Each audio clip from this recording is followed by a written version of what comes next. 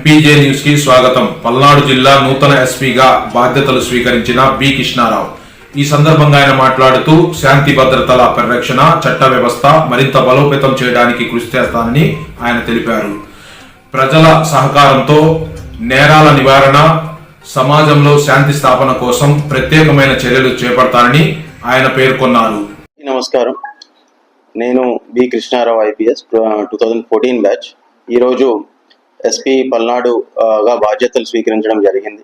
So ప్రజలందరికీ కూడా ఒక మంచి పీస్ఫుల్ ఎన్వైరన్మెంట్ క్రియేట్ చేస్తూ ఎటువంటి ఎల్ఎండో ఇన్సిడెంట్స్కి, ఎల్ఎండో వైలేషన్స్కి తావు లేకుండా ఒక మంచి పోలీసింగ్ని అందజేసే విధంగా మా టీం అండ్ నేను కూడా కృషి చేస్తామని తెలియజేస్తున్నాను.